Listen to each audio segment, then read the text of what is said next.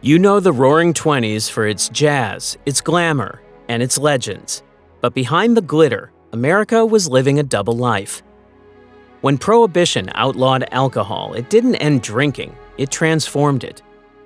Beneath the streets and behind locked doors, a shadow empire was born. Smugglers ran the coasts, bootleggers ruled the cities, and gangsters turned crime into big business. What began as a moral crusade became a national obsession, rewriting laws, fueling corruption, and redefining what freedom meant. This is the untold story of how one amendment unleashed chaos, profit, and power, and changed America forever. When the armistice silenced the guns in November 1918, nations faced a silence that felt almost unfamiliar. The Great War had lasted more than 4 years, and its scale of death and destruction had exceeded every measure known to civilization. Soldiers returned home to quiet streets and familiar skylines, but the world beneath that surface familiarity no longer resembled the one that they left behind. Europe was physically shattered, towns leveled, farmlands poisoned, currencies worthless. Millions were displaced, and much of a generation gone. The United States, however, emerged on the opposite path, industrially strong, financially stable, and suddenly regarded as a global power. Factories that had once produced weapons began building consumer goods again, and for the first time, mass production hinted at a coming age of abundance. Across the Atlantic, the old monarchies had been replaced by fragile democracies, while new nations were being carved from the fragments of empires. The Austro-Hungarian, Ottoman, Russian, and German empires had dissolved, each leaving behind political uncertainty and economic chaos.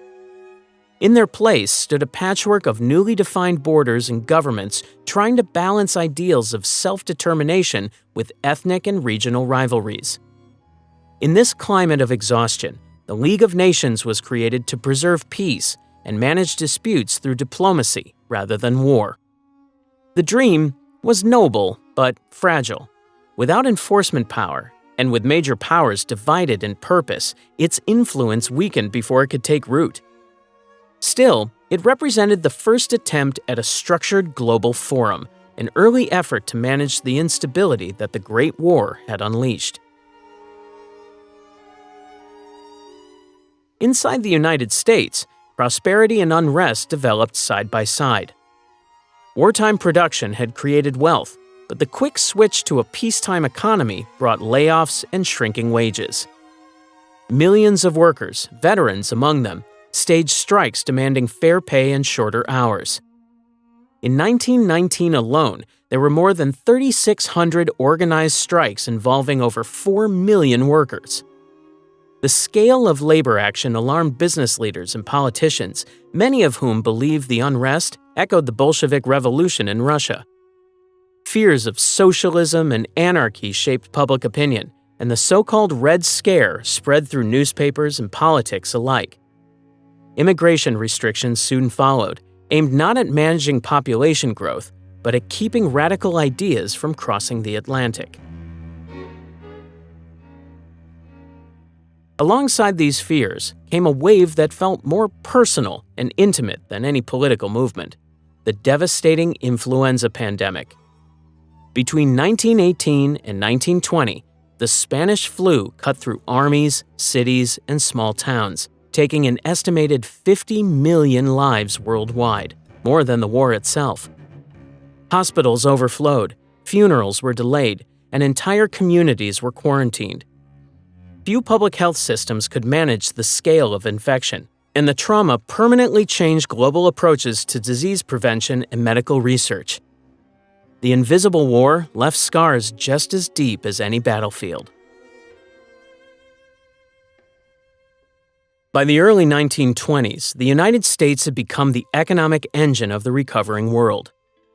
Its industries supplied goods, its banks lent money, and its entertainment and products began to influence global culture.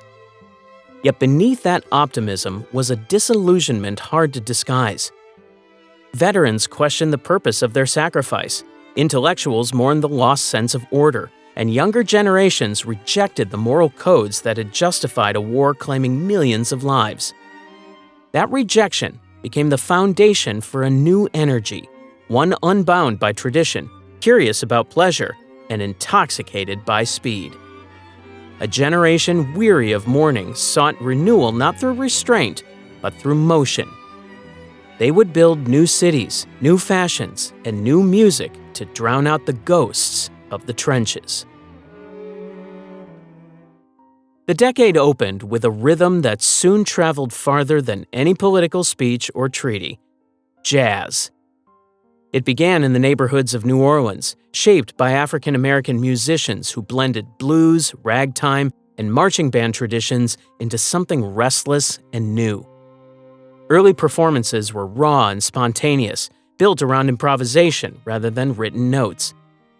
Because of that freedom, every song could shift with the mood of the crowd. By 1920, the sound was spreading up the Mississippi River, carried by performers on steamboats, and it arrived in northern cities eager for expression after years of wartime discipline. What had started as local street music was about to become the decade's anthem for reinvention.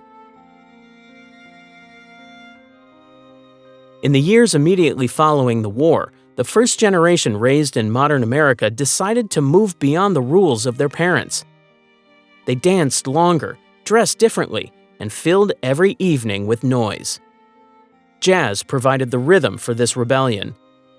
The music's irregular beat mirrored the new sense of identity emerging across cities, improvised, uncertain, but confident. It made tradition feel distant. For the older generation, this loss of formality seemed threatening. Religion and social order had long dictated how people behaved. Jazz invited them to move instead. That debate between movement and control would become one of the most visible cultural divides of the 1920s. When commercial radio stations began broadcasting, that divide widened. In 1920, KDKA in Pittsburgh aired its first program and proved that voices and instruments could travel directly into homes. For the first time, Americans experienced the same sounds at the same moment. Within a few years, hundreds of stations appeared across the country, and jazz became their most requested feature. The new medium turned musicians into national celebrities without the help of record companies or vaudeville circuits. And art once confined to local bars was suddenly spreading through airwaves into living rooms from Chicago to San Francisco. The country had never heard anything so collective yet personal. Cities shaped the next evolution of the style. In Chicago, bands filled dance halls that stayed open deep into the night, attracting crowds from every class. Harlem, in New York, became the northern center of black artistry, and jazz formed its heartbeat. Clubs like the Cotton Club and the Savoy Ballroom drew mixed audiences, sometimes separated by social custom, sometimes not at all. The orchestra pits were laboratories of sound, where call and response patterns, blues scales, and brass improvisations came together under electric light. Musicians who had once played for coins on street corners found themselves employed nightly, adding flair to an audience that included both laborers and the wealthy. Louis Armstrong, who began playing cornet in New Orleans before joining Chicago's music scene, expanded the vocabulary of jazz through his solos, each performance different, always inventive. Duke Ellington's orchestra developed a richer, more structured sound that carried jazz into high society without losing its sense of motion. Together, they gave the genre legitimacy and global reach. Recordings traveled overseas, and even listeners who had never seen the streets of New Orleans learned to recognize the rhythm that defined an era. Still, the style's reputation wasn't universally welcomed. In its early years, some newspapers avoided printing the word jazz because they considered it indecent slang. That scandal only added to its appeal. To a society already uneasy about changing habits, the music symbolized both liberation and uncertainty. By mid-decade, it was everywhere, whether through phonographs, dance contests, or bars hidden from police raids. Jazz didn't just accompany the new American lifestyle, it embodied it, setting a tempo that would carry the rest of the decade forward. By the early 1920s, the United States had begun to shift on its foundation. For the first time, more Americans lived in cities than on farms. That single statistic signaled a new kind of society, one drawn to construction sites instead of cornfields, and where ambition replaced agricultural routine. Urban skylines became monuments not just to architecture, but to energy itself. Concrete and steel replaced open land as the symbols of opportunity. People left small towns in waves, trading familiarity for anonymity, quiet for movement, and daylight for the constant glow of electric bulbs. The noise, light, and pace of the city defined what progress looked like to a new generation. Nowhere was that transformation more visible than in New York, Chicago, and Detroit. Each city embodied a different part of the modern equation. New York became the financial and cultural capital, feeding the nation its trends, business deals, and aspirations. Chicago, rebuilt after its infamous fire decades earlier, offered industry and jazz clubs stacked side by side. Detroit evolved into the nation's workshop, its factories running day and night under Henry Ford's assembly line model. Together, these cities pulled in workers, immigrants, and entrepreneurs of every background. Dozens of ethnic neighborhoods flourished around clusters of factories and tenements. Languages mixed on street corners, and every block seemed louder and denser than the one before. The defining feature of this new landscape stood overhead. Skyscrapers transformed skylines into vertical statements of power. The steel-framed towers of the time, like the Chrysler Building and later the Empire State Building, captured the spirit of competition as much as engineering progress. Construction sites became public spectacles. People stopped to watch beams rise story by story into the clouds. To many, those sharp silhouettes represented the nation's confidence and mechanical genius. To others, they represented excess and distance from the ground-level struggles still shaping daily life. Regardless of perspective, these buildings announced that America was no longer just growing wide, it was reaching upward. City life introduced modern luxuries that quickly became necessities. Streetlights extended the day, elevators stitched together the space between floors, and telephones carried voices across miles. Electric signage drew crowds into theaters that advertised silent films and newsreels, while movie palaces offered gilded interiors rivaling any European opera house. The sensory experience of the urban night was something new in history, a constant hum of traffic, chatter, and neon that promised a future unfolding minute by minute. Yet beneath that glamour, the urban population boom also carved new divisions. The contrast between wealth and poverty could be seen street by street. Some residents lived in high-rise apartments with modern plumbing and private kitchens, while others in nearby neighborhoods shared cold-water flats or crowded boarding houses. The rural-urban divide deepened as well. To many on farms, the cities appeared reckless and immoral, their inhabitants lost to indulgence and foreign ideas. Meanwhile, city dwellers dismissed rural life as outdated and slow. That cultural argument between the modern and the traditional would drive much of the decade's political and moral conflict. During Prohibition, the contrast between legality and desire could be measured in keys and passwords. By the midpoint of the decade, New York City alone had more than 20,000 speakeasies, secret bars hidden behind storefronts, basements, and restaurants, often twice the number of licensed saloons before the ban. Jazz bands played through the night, and the business of serving illegal drinks became as routine as milk delivery. Even middle-class citizens joined the underground nightlife, finding in secrecy the thrill that public entertainment had once provided. Another invention changed the rhythm of urban existence in a subtler way.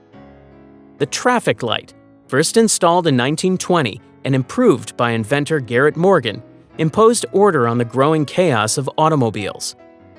For the first time, city dwellers stopped and moved according to a shared signal, a mechanical pulse that shaped modern motion. This small device saved lives, reduced accidents, and set a rhythm city residents still follow a century later.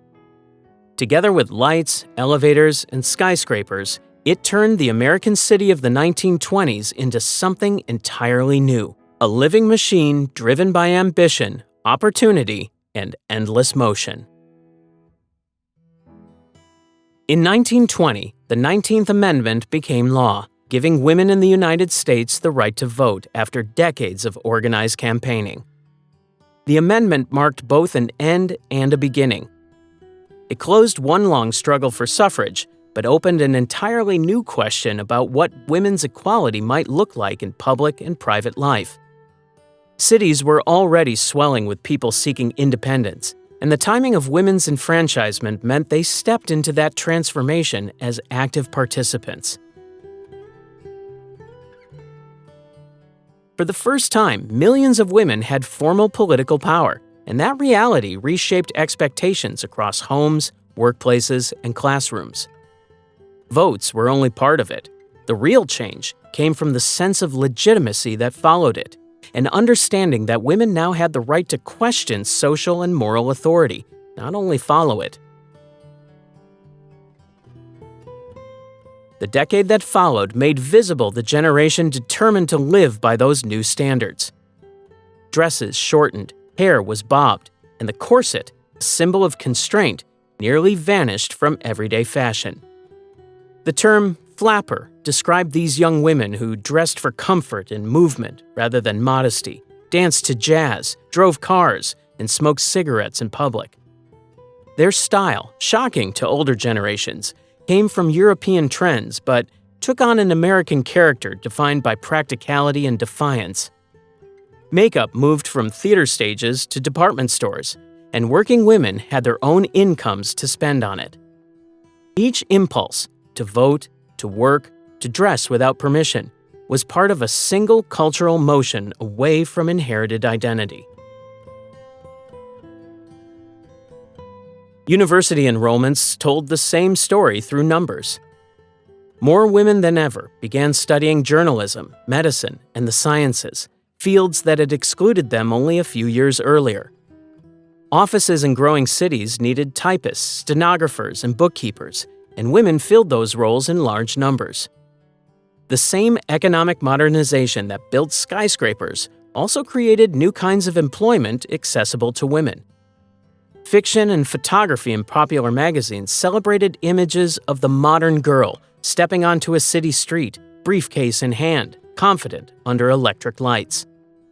These portrayals did not always reflect the daily experiences of most women, especially those in rural areas or among minority communities, but the symbolism traveled fast. It offered a concept of possibility that previous generations had rarely been allowed to imagine. The flapper became that symbol in motion. She was less a specific person than a collective statement about freedom. Humor publications turned her into a caricature, moralists condemned her, and advertisers embraced her as the face of modern consumption. Whether praised or criticized, she remained impossible to ignore. Her presence in films, posters, and department store displays gave women a visual language to express independence. The change was psychological as much as social. Freedom became something one could wear, hear, and perform. By the early 1920s, this redefinition of womanhood reached the political stage again. In 1921, Alice Paul introduced the Equal Rights Amendment, a proposal that promised to extend gender equality beyond voting into all legal areas of life. Though it would not be ratified in her lifetime, its introduction reflected the decade's momentum and the growing expectation that equality was no longer abstract. That same year, Atlantic City hosted the first Miss America pageant as a tourism promotion. What began as a commercial stunt quickly turned into a national conversation about beauty, culture, and the public display of women's identity. Both events, opposite in purpose yet equal in influence, showed how public perception of women was being reconstructed through politics, entertainment, and commerce at once. The meanings of freedom, image, and equality had shifted permanently, setting the tone for every decade that followed. When the 18th Amendment took effect in January 1920, Americans entered an experiment no modern nation had attempted on such a scale: the legal removal of alcohol from daily life. The goal was moral and public, aimed at reducing crime, health problems, and social disorder. Church groups, social reformers, and politicians had supported it for decades, convinced that drinking weakened families and slowed progress. The idea was that if the source of temptation disappeared, so would its effects. The law made the manufacture, sale, and transport of alcohol illegal, but personal consumption remained technically allowed. That narrow detail created all the space needed for defiance to grow. Almost immediately, liquor moved underground. Private cellars turned into distilleries, and merchants who once sold beer began producing moonshine in garages, barns, or basements.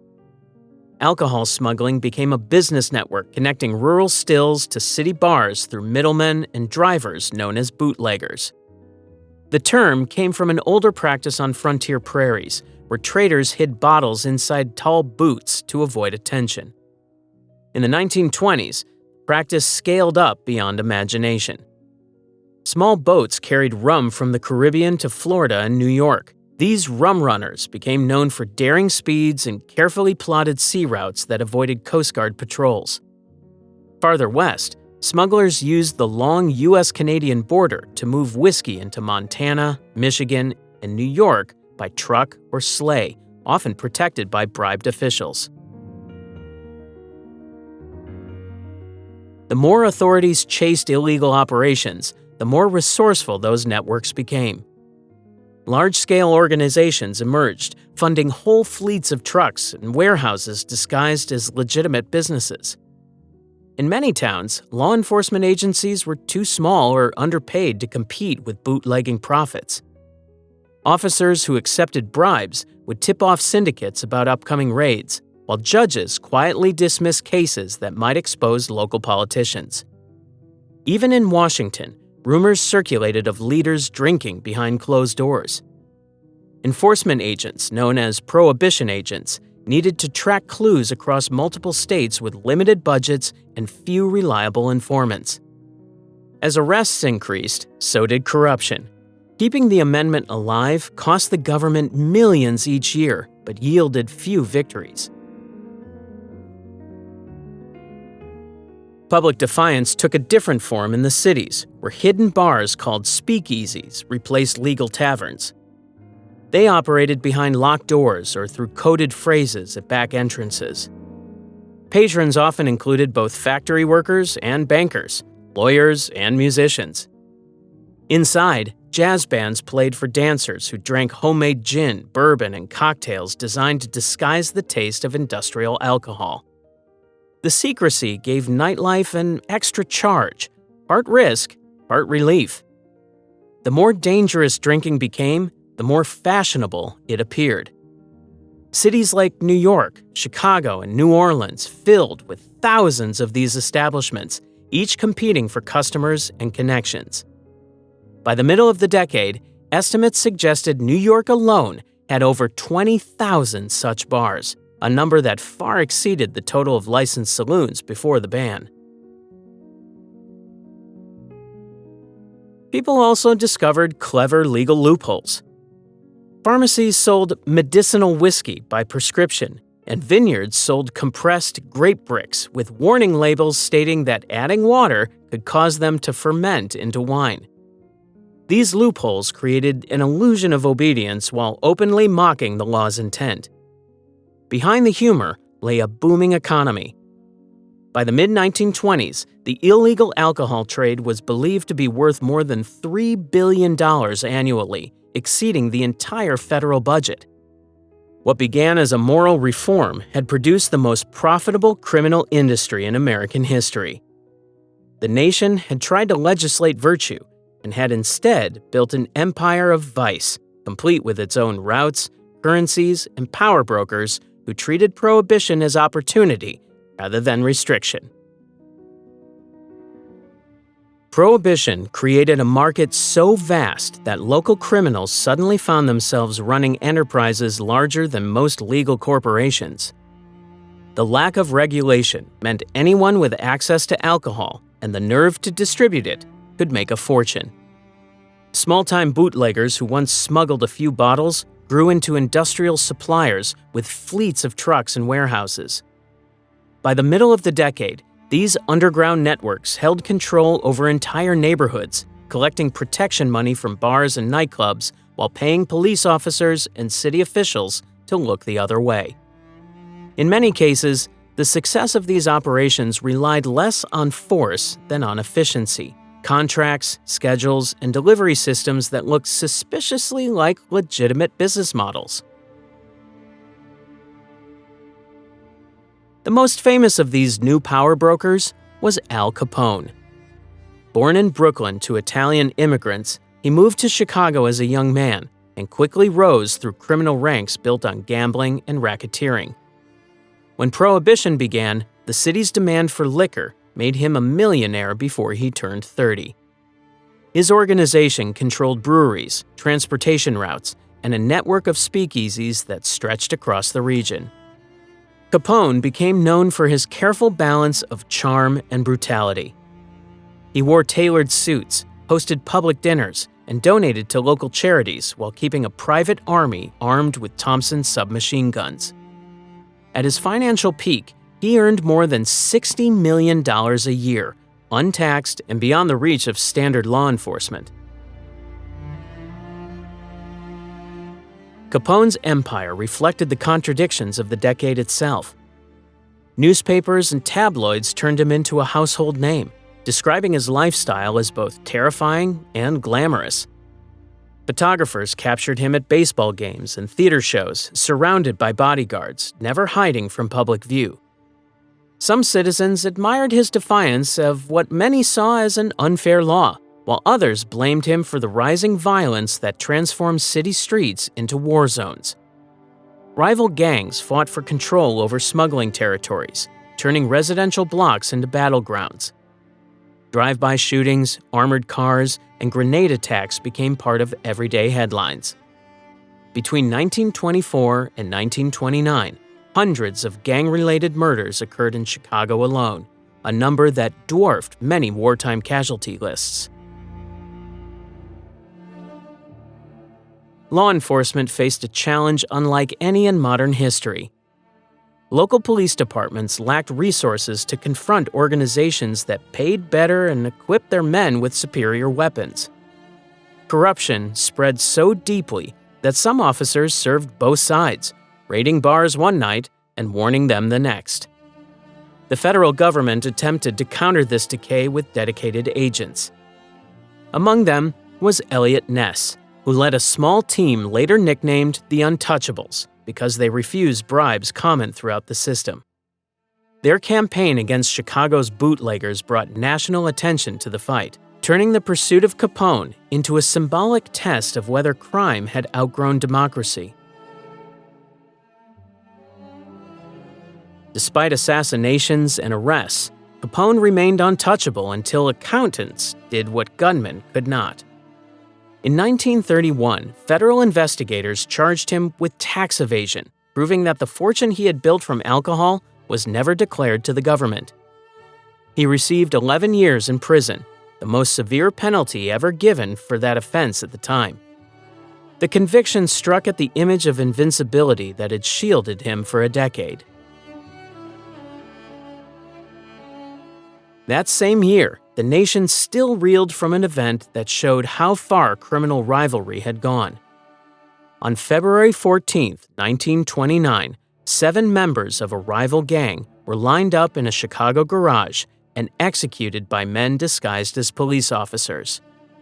The brutal precision of what became known as the St. Valentine's Day Massacre shocked the country and permanently altered public opinion. What had once been seen as daring rebellion now looked like organized warfare. By the time Capone entered prison, the gangster era had already begun to fracture under its own weight. Born from Prohibition, it had built a kingdom too violent to sustain itself, and its collapse marked a bitter end to the idea that crime could ever be civilized. By the early 1920s, Harlem had become more than a neighborhood. It was a destination for artists, thinkers, and musicians who arrived from the American South and the Caribbean seeking opportunity that had long been denied elsewhere. The neighborhood's brownstone blocks, once built for white middle-class families, now filled with migrants of the Great Migration, families leaving behind sharecropping fields and segregation laws in search of wages, education, and safety. Roughly 175,000 African Americans lived in Harlem by the middle of the decade. They brought dialects, music styles, and traditions that blended into something unprecedented. Within a few short years, Harlem emerged as the national center of Black expression, a place where creative work reflected both deep cultural continuity and modern experimentation. In literature, poetry became the most recognizable voice of the Harlem Renaissance. Writers such as Langston Hughes captured everyday life through a rhythm that paralleled the jazz surrounding him, while Zora Neale Hurston drew on Southern folklore to build characters unlike any previously found in American fiction. Claude McKay, a Jamaican-born poet and novelist, provided yet another dimension, a defiant political tone that linked racial pride to international movements for justice. Their work did more than celebrate art. It demanded recognition that African American culture was part of the nation's intellectual core.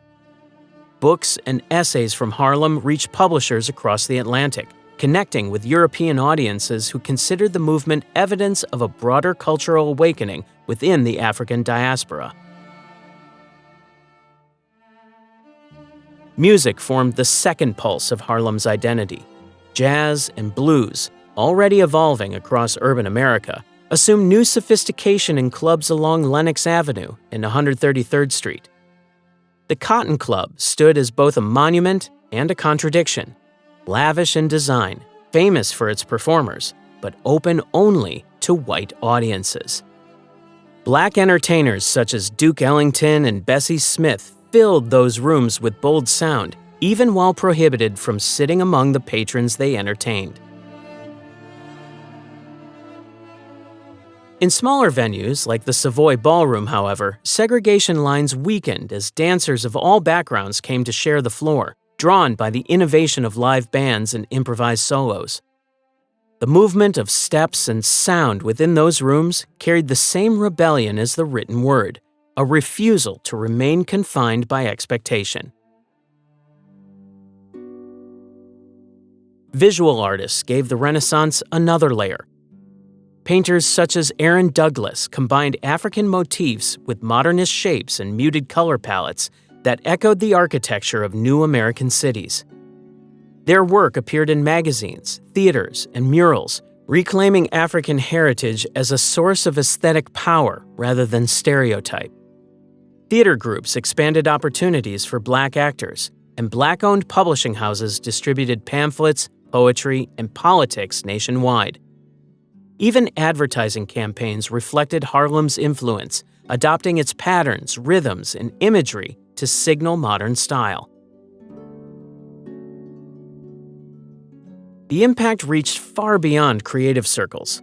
Harlem's Renaissance signaled a political shift toward confidence and collective action.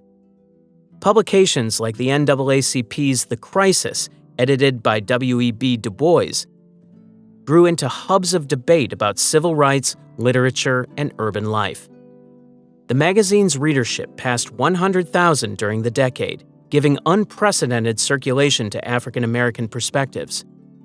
Scholars, preachers, and activists shared the same stages as musicians, forming alliances that linked cultural presence to practical reform. For many, the movement affirmed that identity itself could serve as resistance, that art was not separate from politics, but a necessary companion to it. At the height of its prominence, Harlem represented both irony and inspiration. Taxi drivers across New York used the phrase "going to Harlem" as slang for having a good night, whether or not they drove north of 110th Street. Outsiders arrived expecting novelty. Many left recognizing a cultural authority that they had never previously acknowledged. Beneath the electric lights and persistent saxophones, the district cultivated a new vision of possibility. The Harlem Renaissance did not erase injustice or segregation, but it redefined what progress could sound, look, and feel like in modern America, setting the stage for the broader movements that would follow. The 1920s moved to a rhythm powered as much by electricity as by jazz. Machines entered homes, kitchens, and workplaces with a quiet persistence that reshaped daily habits. Many households now had reliable electrical service, and new appliances transformed chores that once took hours into tasks measured in minutes. Refrigerators replaced iceboxes, eliminating the constant deliveries of melting blocks. Vacuum cleaners entered middle-class homes and became one of the first household devices advertised as symbols of comfort rather than necessity. Companies promoted these new machines as tools of liberation. Less work meant more time for leisure, style, and modern living. Factories that had once produced weapons during the war retooled for peace, building radios, typewriters, and automobiles. Assembly lines ran with increased precision, feeding a growing consumer market that demanded convenience packaged in steel and wire. The office became a landscape dotted with typewriters, adding the rhythm of clacking keys to the chorus of urban life. The telephone widened social networks, allowing conversations to travel across neighborhoods, towns, and eventually states without leaving the desk or home. Business expanded at a pace that mirrored the new communications technology, and the speed of life seemed to accelerate without a single engine in sight.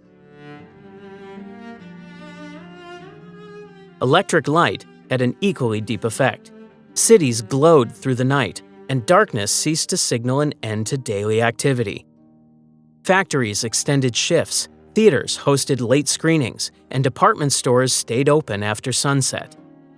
In smaller towns, electric bulbs replaced gas lamps, creating a sense of security and progress even for those far from the industrial centers.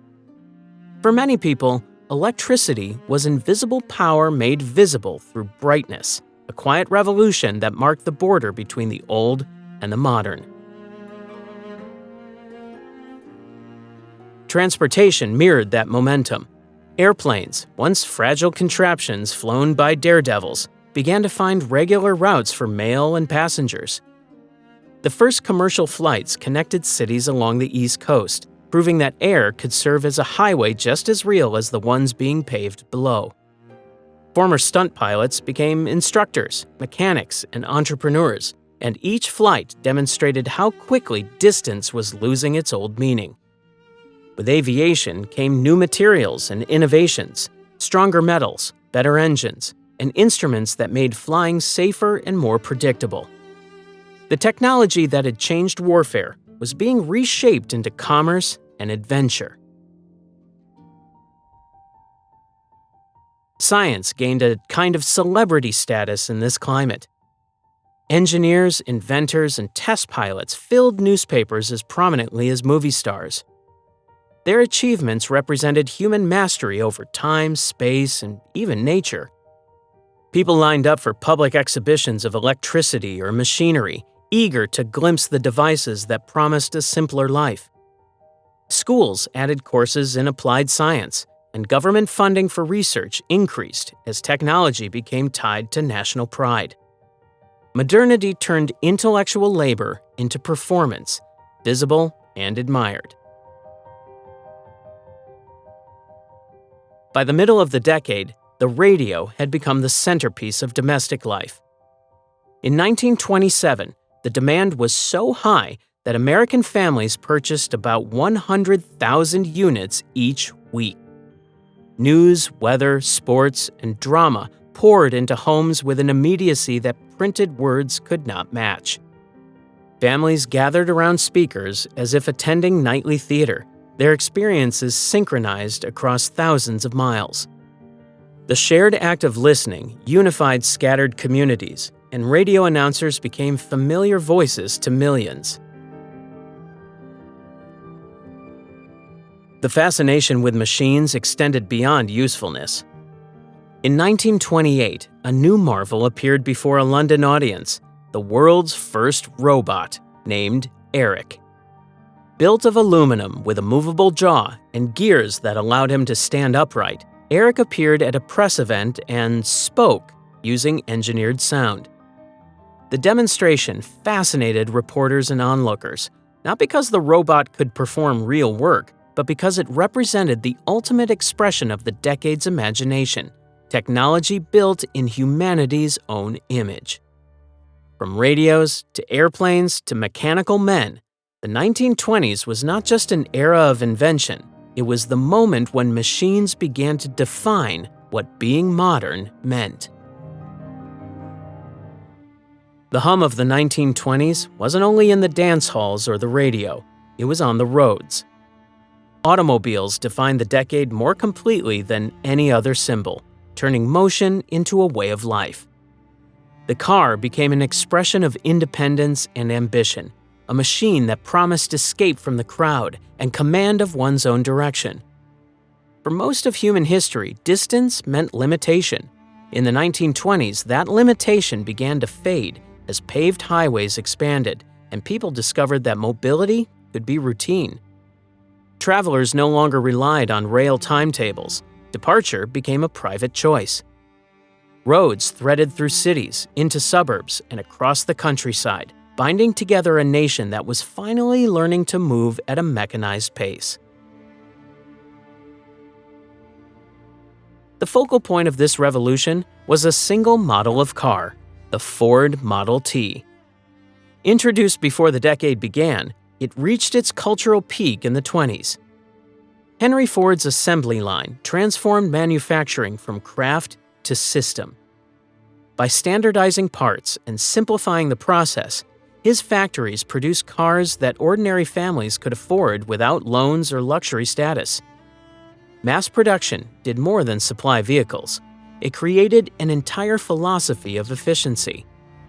Workers performed one task repeatedly as conveyor belts rolled chassis past them, and each movement trimmed seconds from total production time. By 1925, Ford's factories were producing one car every 10 seconds, a pace that astonished international observers and redefined industrial productivity. The result was a car priced for teachers, farmers, and mechanics rather than the elite. Ownership spread quickly. By 1927, there was one car for every 5 Americans, the highest ratio in the world. Rural families used automobiles to connect with markets and hospitals miles away. Urban residents used them for leisure and status. The car blurred the line between necessity and pleasure.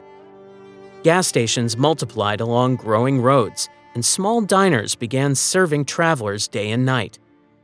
Entire businesses emerged to serve a population that now measured distance in hours instead of days.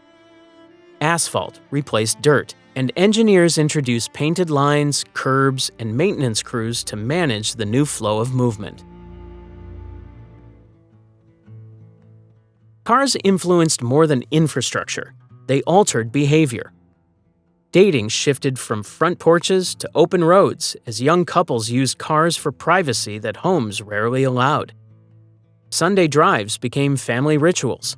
Motion pictures and advertisements depicted driving as modern romance, associating automobiles with freedom, speed, and sophistication.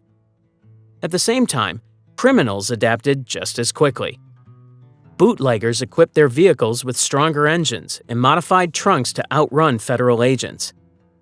Law enforcement answered by installing radios in patrol cars, creating the image of pursuit that would define crime dramas for decades. The automobile's symbolic connection to escape worked both ways: liberation for ordinary people, mobility for criminals. Cities expanded outward as travel grew easier. The suburbs that surrounded major urban centers like Detroit and Los Angeles formed during these years, made possible by reliable personal transportation. Families could live beyond walking distance from factories or offices while retaining access through newly opened commuter routes. The shift created a distinct middle class whose identity rested on home ownership and daily driving. Neighborhoods developed with garages as standard features, reflecting a social order that revolved around engines and fuel rather than footpaths and trolleys. The automobile restructured national identity as thoroughly as the railroad had a century earlier. It made time flexible, work independent of geography, and leisure a matter of choice. Roads, service stations, and roadside businesses formed an infrastructure of constant motion that mirrored the country's optimism. The steady progress of the assembly line became the living rhythm of the 20s, a sound as familiar as jazz. By the end of the decade, the motor car had woven itself into the fabric of American expectations to move forward, to move faster, and to treat mobility not as privilege, but as proof of modern life. By the beginning of the 1920s, the small California town of Hollywood had turned into a magnet for the motion picture industry. Producers moved west for steady weather, open landscapes, and low taxes, finding enough natural light to film through almost every season. Within a few years, this dusty suburb of Los Angeles became the capital of a growing international enterprise. Wooden bungalows and orange groves gave way to studios surrounded by fences, stages, and backlots big enough to hold entire replica cities. What began as a technical trade soon evolved into a system of creative control known as the studio era. Paramount, Warner Brothers, Fox, and MGM each built their own stables of directors, screenwriters, and performers under exclusive contracts. The movie industry acquired the organization of a factory, but the product was emotion delivered through flickering light. Silent films rose first. They relied on body language, facial expression, and intertitles for dialogue, creating a form of storytelling that could travel anywhere, regardless of language. Audiences in New York, Paris, and Tokyo could all understand the same gestures and story arcs. Within a few minutes of projection, differences in accent or nationality disappeared. The experience offered a new kind of shared language built on movement rather than words. Every evening, theaters filled with people from every social class watching the same stories unroll on the screen. Film became the first truly mass cultural experience of the modern age, uniting cities and continents in the same darkened rooms. At the center of this industry, a new phenomenon began to appear: the movie star. Performers moved from anonymity to global fame with a speed no previous generation had seen. Charlie Chaplin, known for his bowler hat and careful pantomime, could make millions laugh and cry without uttering a line.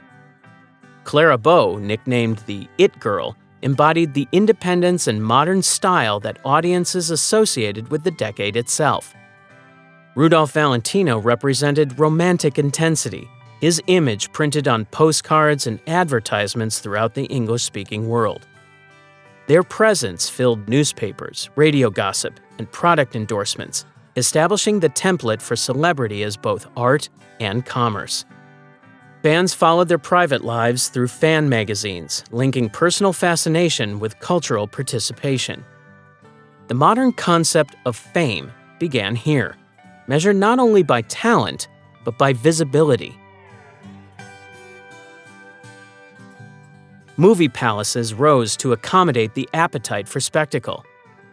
Built in city centers, they offered seats for thousands, chandeliers overhead, and live orchestras performing alongside the silent screen. Weekly attendance became a social routine equal to church-going or dining out. For many workers, that single ticket represented access to another world of glamour and melodrama. Outside the theaters, marquees scattered electric light across streets already bright with newly installed bulbs. The Hollywood sign, erected in 1923 to promote a housing development called Hollywoodland, quickly turned into a symbol of the city itself. Its large white letters, visible from miles away, summed up the transformation from farmland to fantasy. Then, near the end of the decade, one innovation overrode all others. In 1927, the jazz singer introduced synchronized dialogue to motion pictures. The talkie eliminated the universal language of silence overnight and forced studios to re-equip their sound stages with microphones and recording equipment. Actors with heavy accents or weak voices suddenly lost career prospects, while others rose to new fame as the public demanded soundtracks and songs. Within 2 years, nearly every major release featured audible dialogue, and the silent era faded almost at once. By 1929, the motion picture industry had reached astonishing reach. More than 100 million tickets sold each week in a country of roughly 120 million people. Nearly every resident went to the movies once a week, turning cinema from entertainment into central social institution. What had started as an experiment with moving images had grown into America's most influential art form and its most persuasive export, a dream factory defined by light, voice, and the endless motion of celluloid reels. The 1920s developed a visual language that seemed determined to describe the future in physical form. Art Deco became its grammar, an aesthetic built on precision, balance, and the confidence of the machine age. Unlike the flowing designs of Art Nouveau that had defined previous decades, this new direction turned toward geometry and structure. Architects and designers borrowed lines from industry, using angles, symmetry, and polished surfaces to express speed and power. Every object, from a skyscraper to a cigarette case, could represent progress if it showed the right combination of strength and smoothness. The style offered order in a world that often felt unstable, a way to make the energy of modern life look disciplined rather than chaotic. The movement's international debut took place at the 1925 Paris Exposition Internationale des Arts Décoratifs et Industriels Modernes. The event gathered artists, engineers, and manufacturers from across Europe and the United States, displaying how decorative art could absorb the logic of machines without losing beauty. It was not about imitation of machinery, but about the translation of its spirit into materials like chrome, glass, and steel. Designers replaced floral curves with zigzags, chevrons, and sunburst patterns inspired by electricity and radiant light. The term Art Deco itself came from this exposition, though the people of the 1920s usually called it modern style, a label broad enough to include architecture, jewelry, and fashion. American cities became the most visible galleries for Art Deco's architectural form. New York City's Chrysler Building, completed in 1930 but conceived during the height of the decade, displayed the movement's signature character: triangular windows, metallic ornament, and a spire shaped like the gleaming hubcaps of cars. Radio City Music Hall followed the same design logic, combining geometry with theatrical color to produce a monument that felt both mathematical and glamorous. In Chicago, Miami, and Los Angeles, hotel facades and theaters adopted stepped silhouettes and stylized motifs that echoed airplanes or ocean liners. Even elevators, lobbies, and ticket counters became canvases for decorative experimentation using glass and aluminum. The modern city turned itself into a museum of its own ambitions. Art Deco traveled easily because it translated industrial optimism into objects anyone could possess. Designers created furniture with lacquered woods edged in chrome, clocks shaped like engines, and jewelry that replaced delicate filigree with bold blocks of enamel and gemstone. Automobiles adopted two-tone paint and sweeping fenders that gave motion a sculptural form. Luxury ocean liners featured interiors designed with the same aesthetic discipline: sharp angles softened by warm colors, metal trim offset by patterned textiles. The combination of craftsmanship and mechanical rhythm made mass-produced items appear handcrafted, while handcrafted items borrowed the precision of factory output. The movement expressed faith in the machine without surrendering to cold repetition. At its best, Art Deco turned mechanical efficiency into ornament. Factories used stamping and casting to replicate designs quickly, yet the results still carried artistic identity. The uniformity celebrated by industry merged with the individuality prized by art, producing a hybrid language that defined modern elegance. For the first time, progress looked luxurious. Consumers encountered this philosophy daily: a typewriter keyboard framed in polished steel, a train station mural arranged in ascending lines, a theater doorway lined in brass. Air travel offered one of the most surprising extensions of this aesthetic.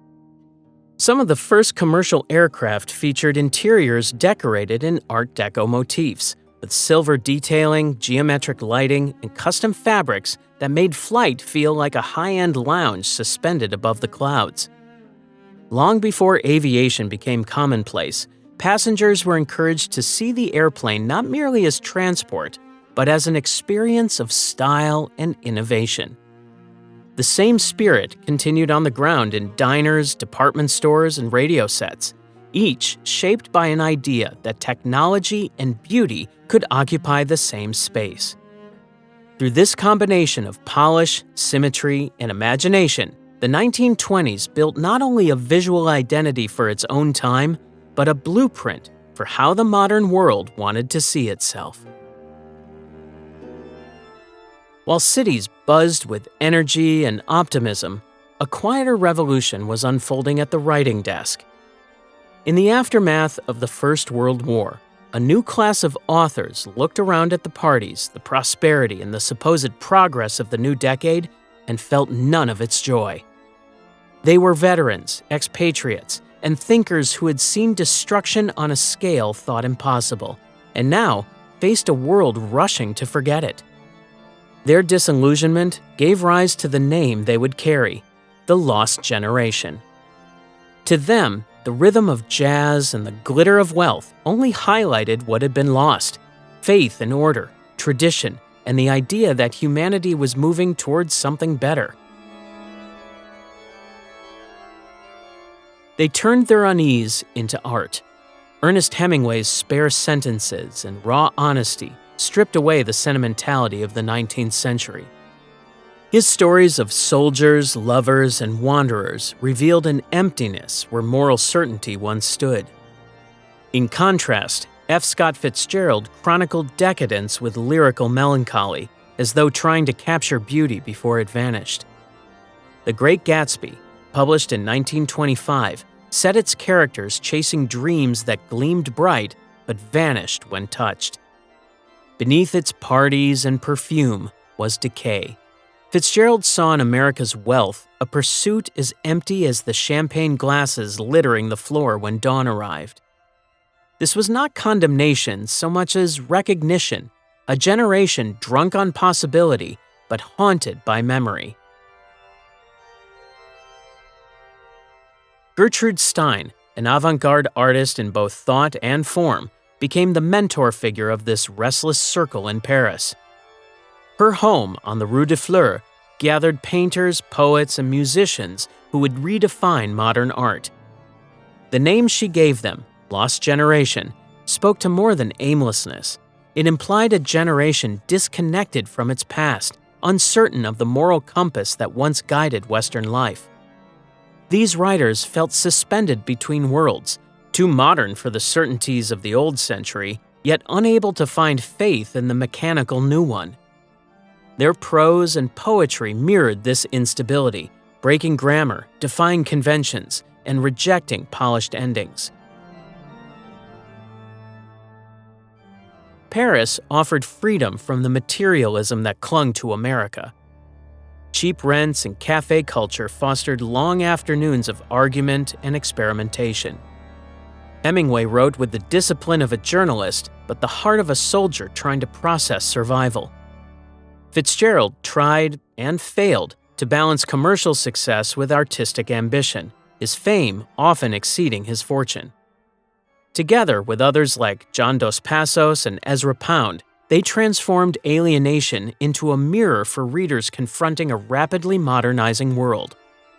Their work spoke to more than expatriates. It addressed anyone who sensed that industry and progress had left the human spirit behind. Gertrude Stein famously told Hemingway, "You are all a lost generation." He immortalized the line in the opening of The Sun Also Rises, cementing both the label and its meaning. In that novel's wary expatriates, touring Spain, drinking, fighting, and struggling for connection, he distilled the post-war malaise. Remarkably, much of it was written in 6 weeks, scrawled in notebooks across European cafes. Its speed reflected urgency rather than carelessness, a writer capturing truth before it slipped away. The stories of the lost generation became time capsules of moral exhaustion, testimonies from those who had seen civilization fail and refused to look away. Their voices remain distinct, yet their message converges. Illusion can build empires, but it cannot comfort the individual soul.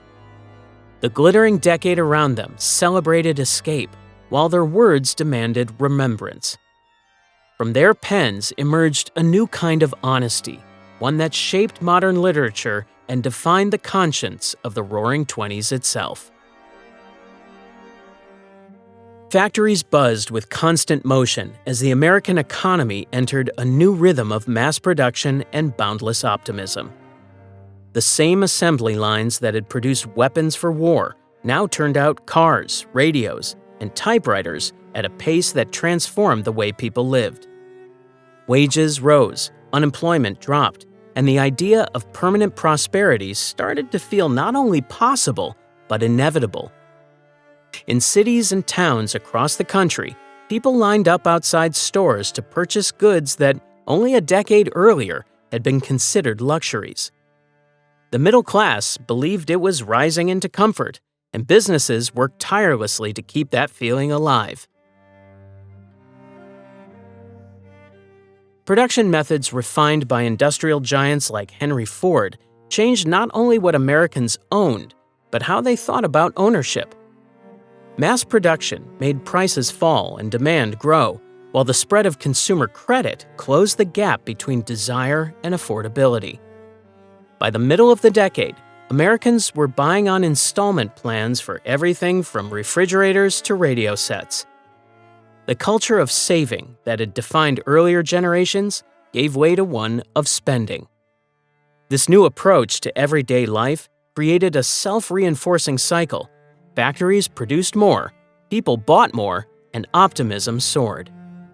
What had once seemed like reckless indulgence became common sense in a decade built on confidence. The New York Stock Exchange stood at the center of this new faith in progress. Its daily trades were carried by telegraph wires that stretched across the nation, converting financial speculation into a form of entertainment. By 1929, more than 1,000 stock ticker machines printed updates so quickly that brokers and bystanders alike crowded around them to watch prices as they changed in real time. Investing became a social activity as much as a financial one, something debated at lunch counters and echoed in newspaper columns. The line between professional investor and amateur gambler blurred completely, encouraged by easy credit and little regulation. Ordinary workers borrowed money to buy stocks on margin, paying only a fraction up front and trusting that rising prices would cover the rest. It was a wager built on faith, the belief that progress would continue without interruption. A clerk could become a speculator. A teacher could turn investor. Bankers and brokers promised not only returns, but a kind of modern legitimacy, claiming that anyone could participate in the nation's success so long as they joined the rush. The number of households owning stocks multiplied, spreading risk across millions who had little understanding of how fragile the system beneath them had become. Corporate profits appeared endless, fueled by expanding credit and relentless innovation. Between 1924 and 1929, the total value of U.S. stocks more than quadrupled. Fortunes were created faster than ever before, concentrated in the hands of those who knew when to buy and sell. Financial pages reported success stories daily, reinforcing the illusion that prosperity was almost something mathematical, predictable, and secure.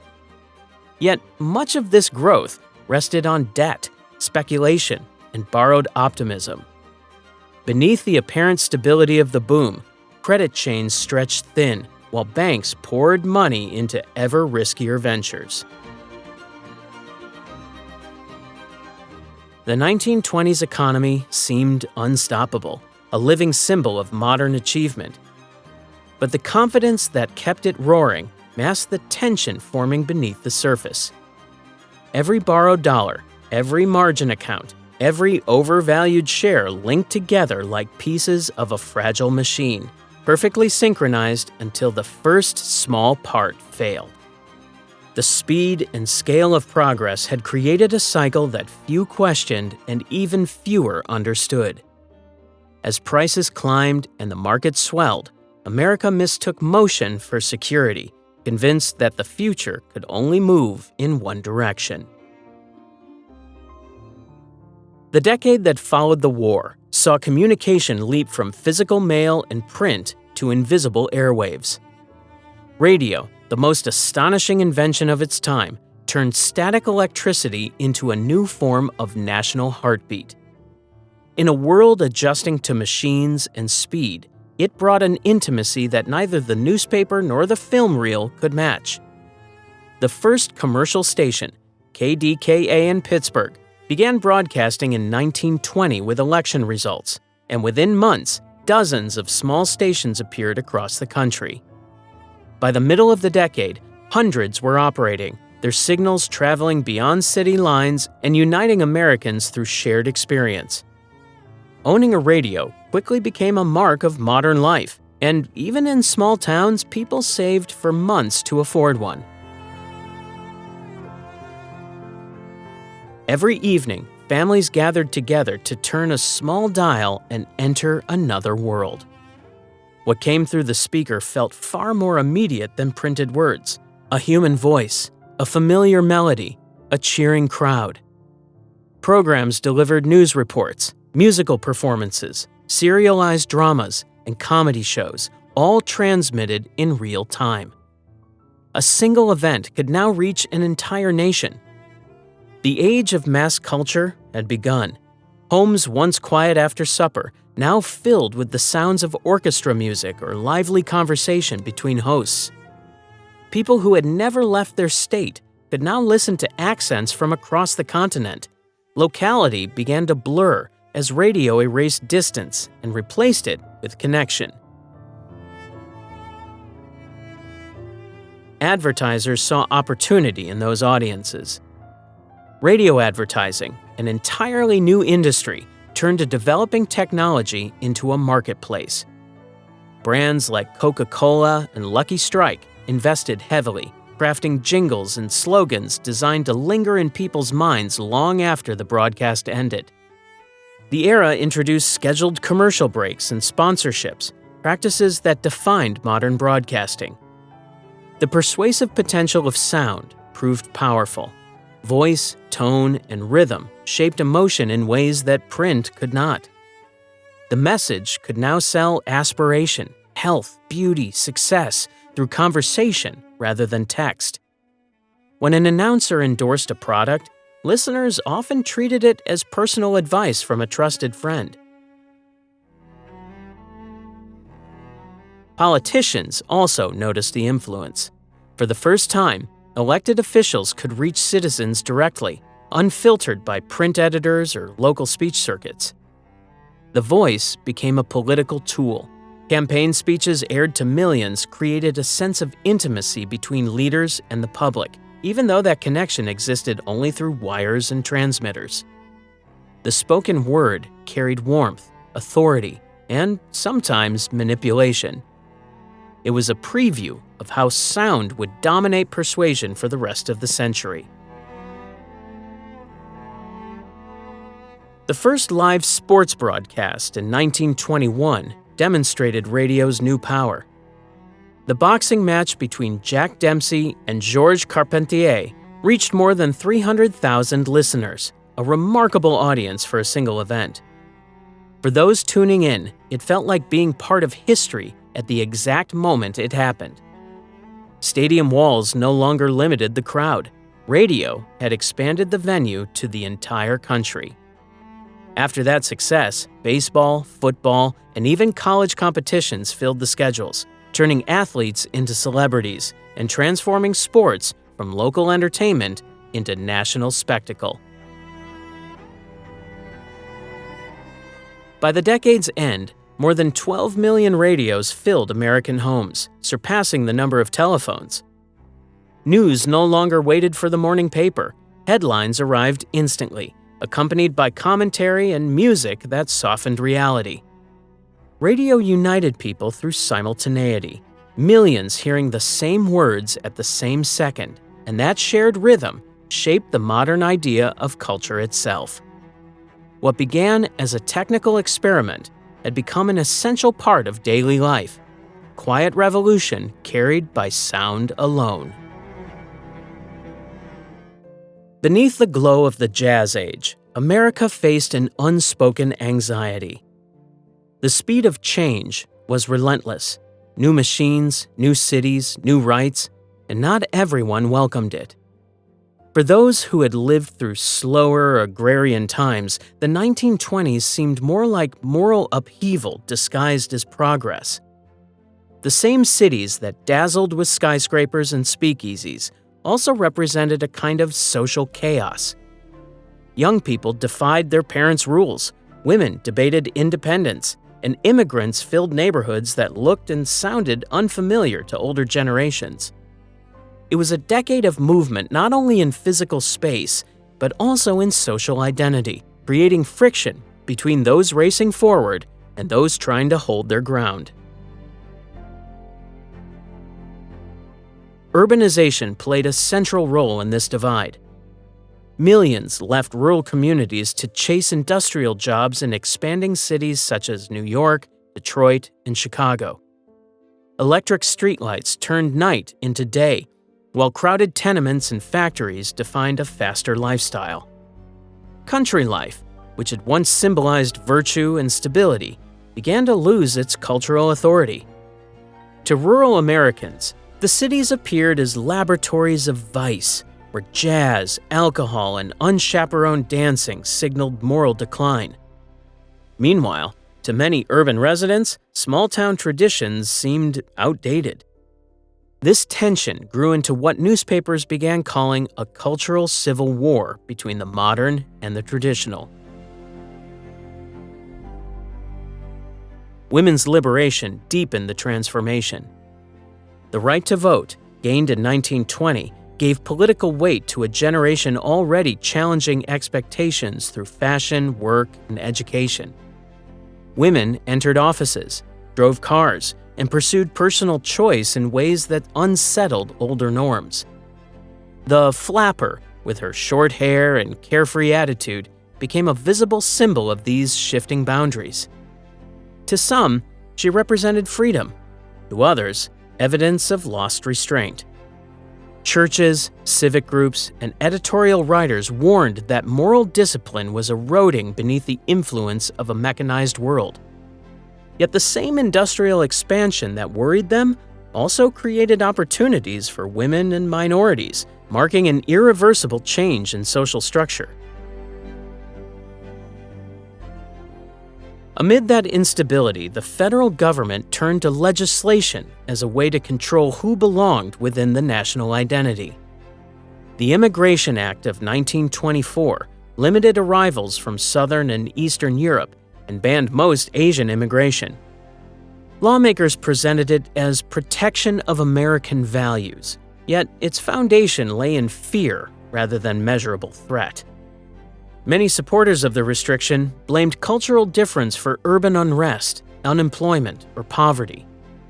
Immigrants who had fueled American industry before the war now faced suspicion, and immigrant communities learned to live between cultures, embracing modern prosperity while navigating prejudice codified into law. At the same time, racial tension took on organized form. The Ku Klux Klan, revived in 1915, surged to nearly 5 million members by the middle of the decade.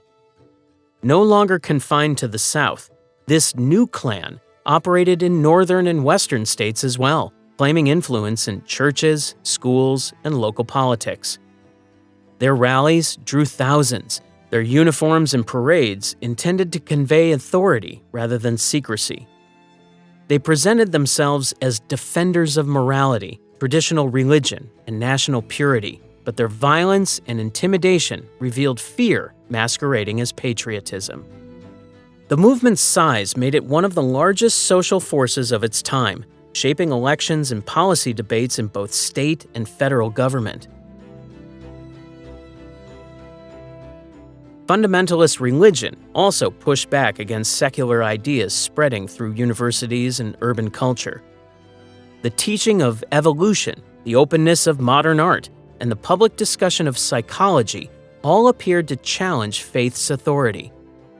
Clergy across the country preached against scientific theories that denied divine creation, turning intellectual disputes into moral crusades.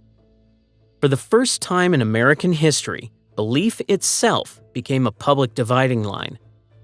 Newspapers portrayed the struggle as a clash between ignorance and enlightenment, but to many citizens, felt like a struggle for identity. By the decade's end, that tension became the core of the national story. City dwellers celebrated progress through technology and consumption. Rural communities sought reassurance in faith and tradition. America's promise seemed split between two visions, one chasing modernity's excitement, the other fearing its cost. The pace of change would not slow, but the unease it provoked would persist, echoing long after the music faded from the dance halls of the 20s. The 1920s opened a fierce debate over what counted as truth. Science offered new explanations for life and the universe, while traditional faith held that some knowledge should never be questioned. Across classrooms, pulpits, and newspapers, Americans argued over whether progress was improving society or corroding it. The dispute reached its most visible moment in a small Tennessee town during the summer of 1925. John Scopes, a young biology teacher in Dayton, was charged with breaking a state law that banned the teaching of evolution. The case began quietly as a test of the new statute, but it quickly turned into an event that captured the world's attention. The Scopes monkey trial became one of the first major legal spectacles of the modern age. People arrived by train from across the country, drawn by curiosity as much as conviction. The courtroom was packed each morning, and reporters filling every seat in the press gallery. Radios hung from windowsills to relay the proceedings to listeners across America. For the first time, a trial was not confined to those present. Technology carried every word into homes hundreds of miles away. It was the perfect meeting of the old and the new, religion, science, and media sharing a single national stage. Clarence Darrow, a leading defense attorney known for his skepticism of traditional authority, represented Scopes. William Jennings Bryan, a three-time presidential candidate and celebrated orator, argued for the prosecution. Their exchanges went far beyond the issue of a classroom lesson. They were contesting the definition of belief itself, whether divine creation was literal truth or a story open to interpretation. The local judge allowed limited questioning, but the courtroom atmosphere often resembled a public lecture rather than a strict legal process. People leaned forward to hear every challenge and rebuttal, aware that these conversations reached an unseen audience listening through the airwaves. Across the country, families tuned in as they would to an evening program, following the testimony in real time. Newspapers published transcripts and cartoons, transforming a local legal matter into a nationwide conversation about faith and freedom. For many, it was their first experience of hearing law and science debated like entertainment. The trial's broadcast marked the arrival of media as a force that could shape public perception as powerfully as the evidence itself. The Scopes trial was the first U.S. trial ever broadcast live on the radio, and it demonstrated how technology could amplify arguments that once stayed local. When the verdict arrived, Scopes was found guilty and fined, though the decision would later be overturned on a technicality. The outcome mattered less than the cultural effect. The trial made evolution a household word and revealed how divided the country had become between modernists and traditionalists. Teachers across the nation watched closely, and in the years that followed, many textbook publishers removed references to Darwin's theory altogether. For nearly 3 decades, evolution disappeared from American classrooms, a silent victory for those who urged caution in the face of scientific modernity. At the same time, a series of public scandals showed how moral ideas were colliding with decadence elsewhere in society. Wealthy financiers faced fraud investigations, preachers fell to hypocrisy, and Hollywood actors found their private lives on newspaper front pages. Together, these stories mirrored the same question raised in Dayton. Could a modern nation define progress without losing its moral center? The debate left no clear winner, but it exposed the tension that ran through the decade, an age eager for discovery, yet uncertain about what that discovery might reveal. The spirit of the 20s stretched far beyond the American border. Across oceans and continents, nations confronted the same question: how should a world rebuilt from war define progress? Europe, scarred by the Great War, emerged into a paradox of creativity and fragility. Cities that had once echoed with artillery now filled with artists, architects, and intellectuals. Paris led this renewal. Its cafes became classrooms for new ideas, where painters debated abstraction and writers experimented with form. The city's energy made it a global meeting ground. Expatriates from across continents worked beside French poets and critics, turning every conversation into rehearsal for modern thought.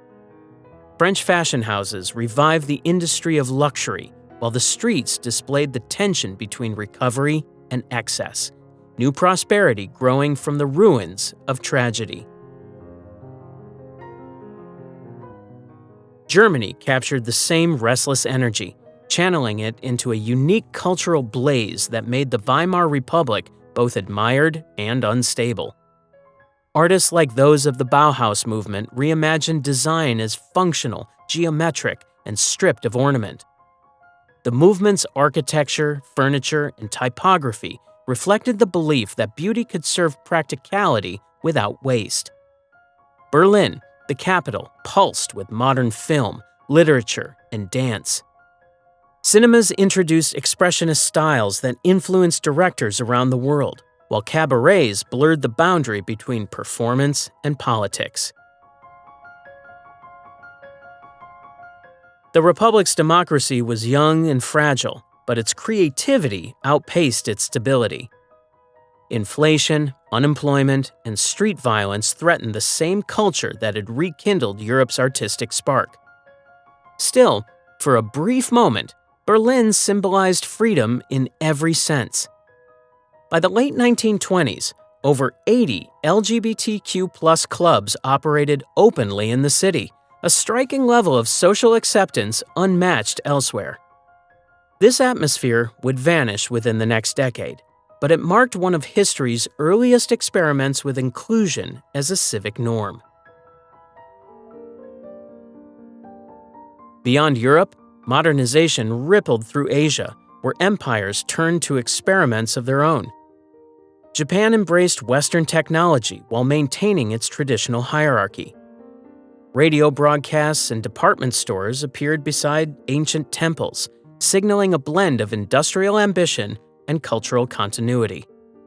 Urban districts in Tokyo and Osaka came alive with dance halls and cinema, echoing the enthusiasm of Europe's cosmopolitan capitals.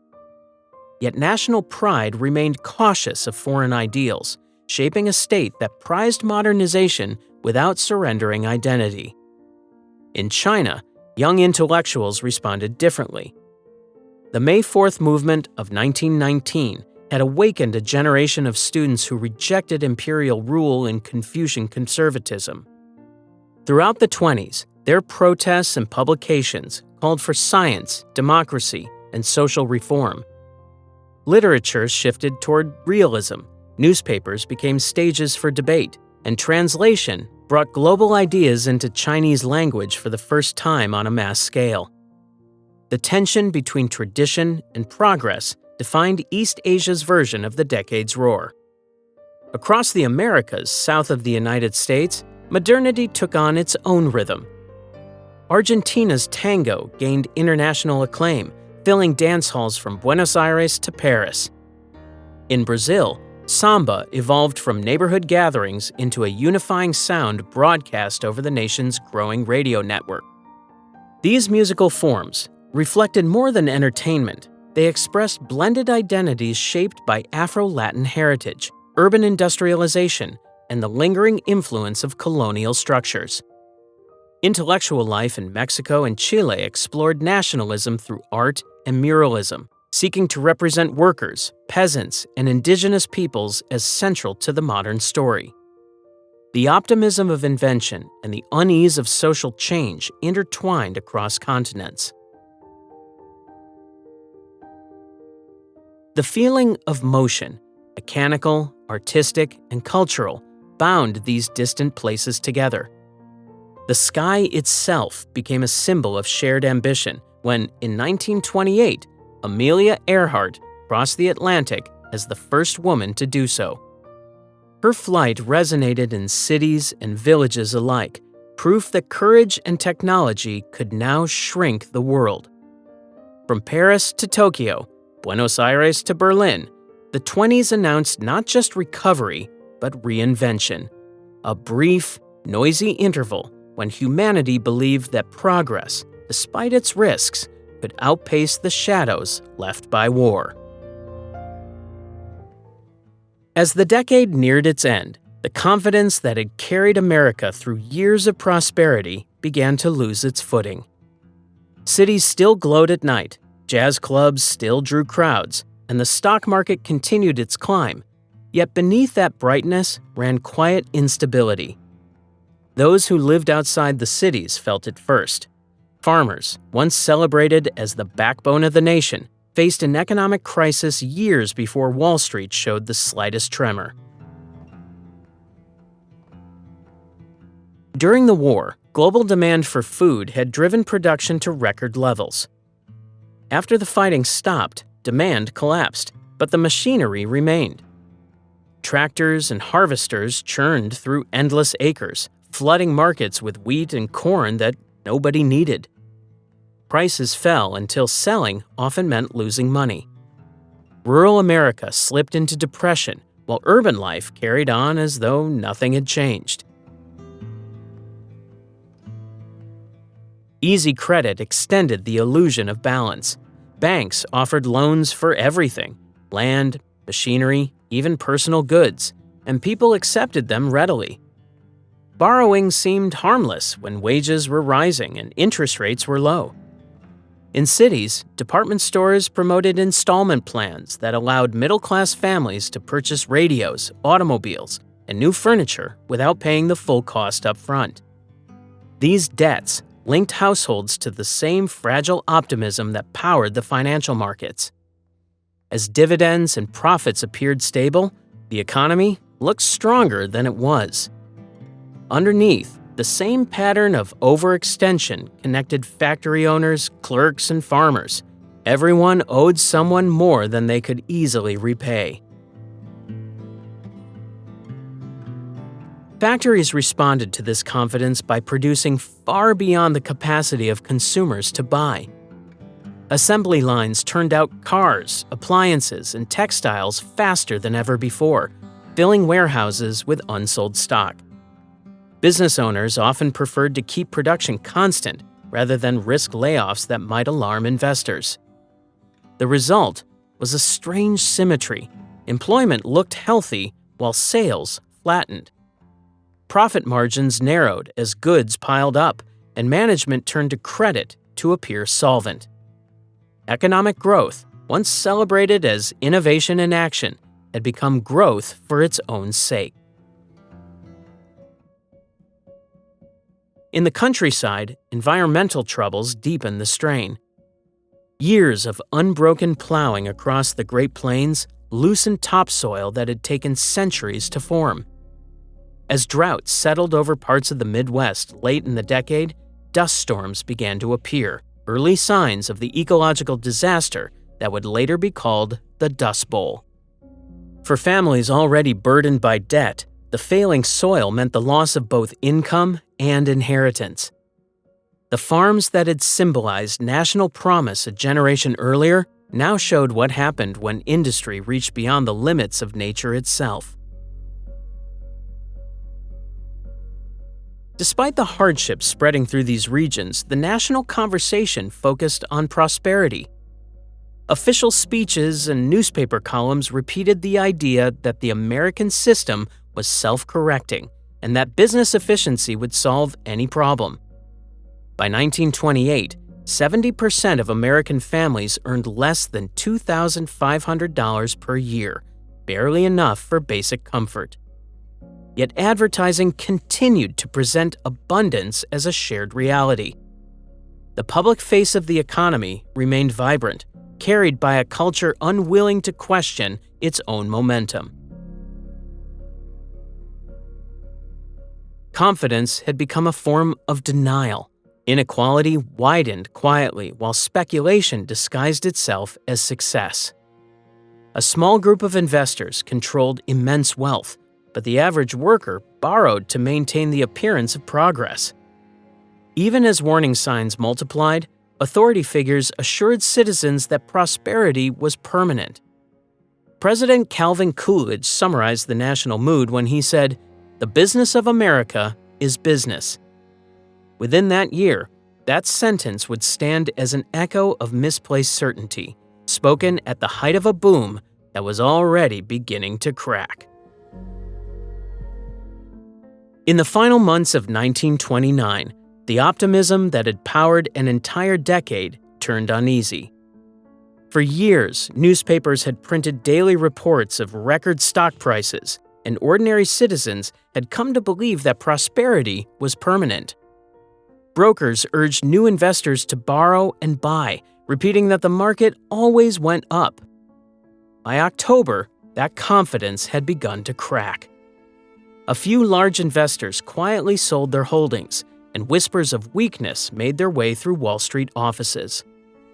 When prices began to wobble, thousands rushed to sell before values slipped any further.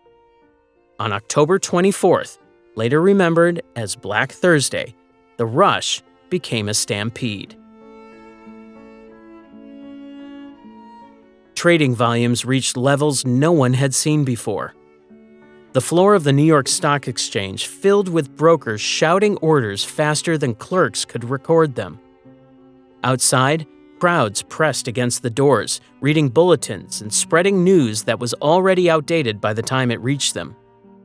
Banks tried to restore trust by promising to buy shares and stop the fall, but the reassurance lasted only hours. Fear had replaced faith. Small investors who had purchased stocks on margin suddenly faced demands for repayment they could not meet. Their securities became worthless before they could sell them. 5 days later, on October 29th, the tension peaked. The morning began with another wave of selling that overwhelmed every system in place to manage it. The day earned its name, Black Tuesday, when the ticker machines fell hours behind, unable to record transactions quickly enough. Traders waited for updates that arrived too late to matter. Scenes of panic spread beyond the exchange. Bank messengers and brokers clogged New York's payphones, trying to contact clients, so many at once that the city's entire phone network temporarily broke down. Across the country, people who had never set foot on Wall Street heard the same reports coming through the radios. The market had collapsed. The numbers were staggering. Within 2 weeks, nearly $30 billion in paper value vanished from the American economy, more than the total cost of the nation's involvement in World War I. What had started as adjustment in prices turned into an economic shock that rippled through every industry. Manufacturing orders stopped. Credit tightened overnight as banks tried to protect what reserves they had left.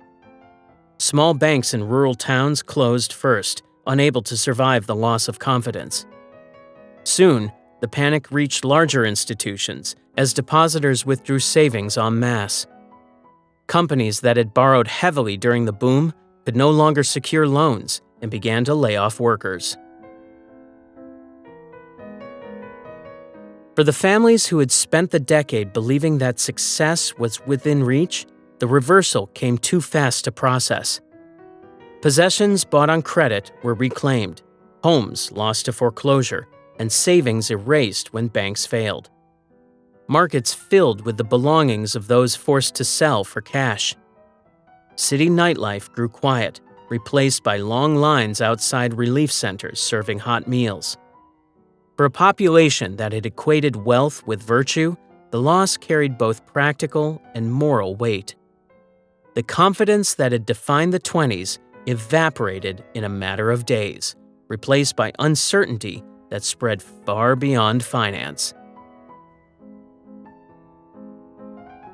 The crash marked more than the end of a market cycle. It broke the rhythm of a nation built on constant motion. After years of believing that prosperity could be engineered, Americans confronted the limits of their system. The same energy that had fueled risk and invention now gave way to caution. Within weeks, the roar of the 20s faded into a hum of disbelief, leaving behind an era that had grown too fast to understand its own fragility. When the decade turned and the first years of the 1930s unfolded, the lights that had defined the Roaring Twenties dimmed. The Great Depression replaced the noise of jazz halls and crowded trading floors with a quieter sound, the shuffle of unemployed workers, and the hum of soup kitchens. The energy that had once fueled limitless ambition had drained into uncertainty. Across the country, factories sat silent, banks closed their doors, and families who had celebrated prosperity now searched for security. The shift happened so quickly that many who had lived through the decade described it as watching a carnival ground go dark overnight. Yet even in the shadow of economic collapse, the innovations and cultural changes of the 20s remained visible. They had already altered the architecture, habits, and imagination of daily life in ways that could not be undone. The spirit of experimentation survived even amid hardship. People looked back on the 1920s not only as a time of excess, but as a laboratory of progress. The decade had produced new roles for women in politics, education, and the workforce. It had normalized shorter hemlines, modern careers, and the idea that independence could belong to anyone willing to claim it. Even as wages vanished, those social changes did not. They became part of ordinary expectation rather than rebellion. The vote, once freshly won, provided women a permanent place in civic life. The office and the classroom replaced the parlor as spaces of opportunity. In that sense, the 1920s did not disappear. It passed forward through the choices people continued to make after the music stopped. The same was true of technology. The refrigerator, the radio, and the car, each born out of a decade obsessed with modernity, remained essential long after the boom faded. Mass production and consumer design were no longer experiments, but necessities.